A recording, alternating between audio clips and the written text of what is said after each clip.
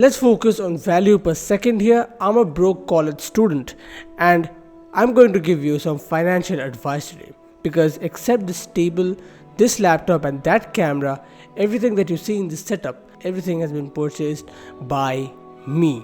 So I know a thing or two about financial literacy. The first advice that I want to give you is don't lend money at all, especially friends. The first advice here would be don't lend money, because when you lend money, especially to your friends, you bring this financial burden into your friendship, which will eventually eat away at your friendship. Because look, if it's like 10-20 rupees, just a little candy, just something here and there, you can always lend money for those things and don't even ask back for it. But when it's something actual, when it's something serious, when they're asking for a lot of money, what's gonna happen is either they will forget to give you your money back, and at the same time you sitting here will feel extremely awkward to ask for that money back because they are your friend. And so don't lend money to anybody. The second advice would be focus on spending.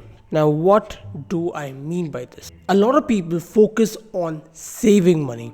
If you focus on saving, you're gonna keep hyperventilating and ruin your mental health. Your mental health is very important if you want to make money and save money at all. So focus on your spending, because if you control your spending, everything is going to be controlled.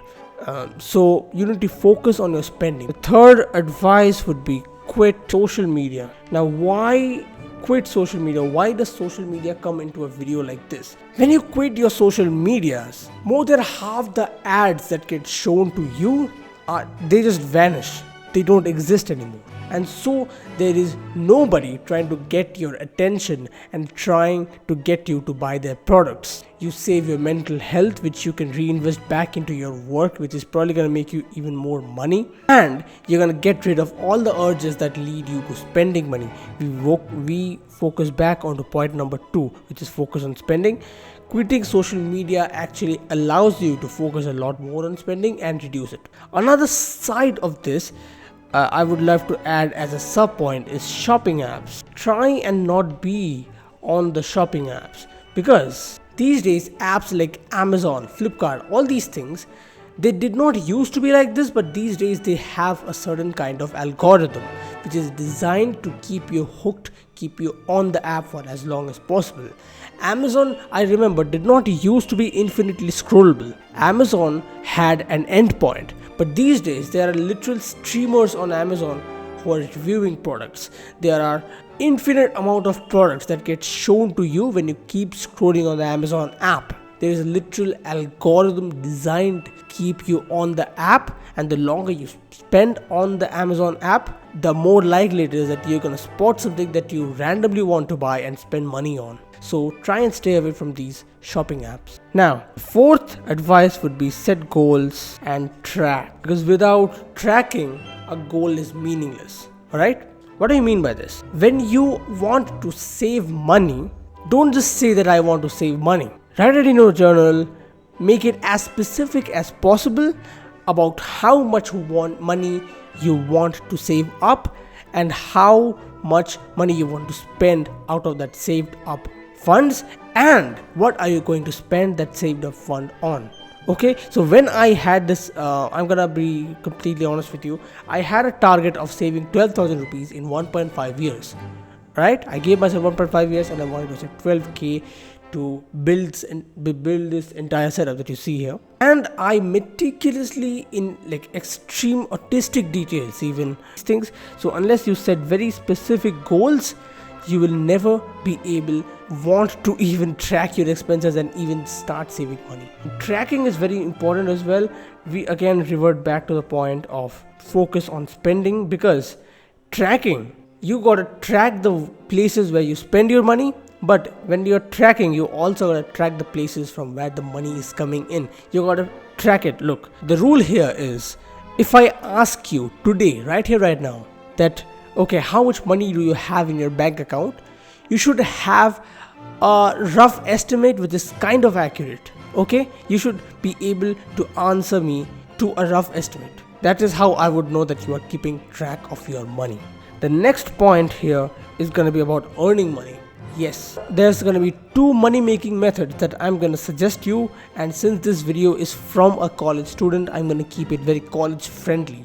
So I will try to make sure that it's not a business model or a job or something like that which will actually take time away from your college and you flunk the class. No. So the first thing that I personally never do but my friends are doing and they're earning good money is teach tuitions. What's teach tuitions? If you don't know, you just go to a child and you help them study, and their parent pays you by the month for helping their child to study. That's it. Contact everybody in your contact list and go up to as many people as you can and tell them that, okay, so if your son is like small, like classes 1, 2, 3 and 4, if maybe I am here to teach a random subject. Maybe you can teach all the subjects. You don't need to be an expert on English if you want to teach ABCs, right? So just try and teach tuitions. A lot of my friends are earning good money from this, but the thing is, I am not really doing this. I have saved the best for last. The sixth one, because I don't have space here, I'm gonna write it over here. The sixth advice that I want to give today is sell. What do I want to sell?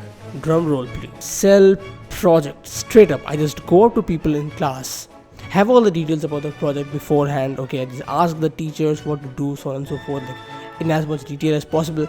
I just go up to the people and tell them, just pay me some money and I'm going to do the projects for you.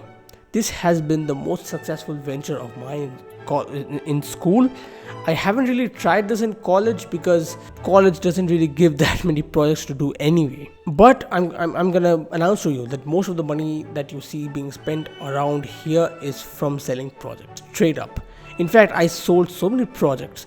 I began to build this reputation of being the guy who does projects for other people, of being the smart guy who's earning money in school. Be careful in doing this. I actually did not want to say this because some teachers might be watching this video, but make sure that your teachers don't know. Make sure that the school authorities do not know. Right now I'm out of school, so I'm free to speak on this because they can't do anything to me. So yeah, sell projects. This is what I personally did. I did try some other forms of businesses as well. I tried selling cheap watches, I tried selling some accessories and made a shit ton of profit on all of those. But the profit percentage on this one is practically infinite, because for making PowerPoint presentations, you don't have to count any expenses that you spend your money on, right? A PowerPoint presentation is like, PowerPoint is literally on your computer. You can just make some presentations. Whatever money you earn, profit. Complete profit. God, it's hot today.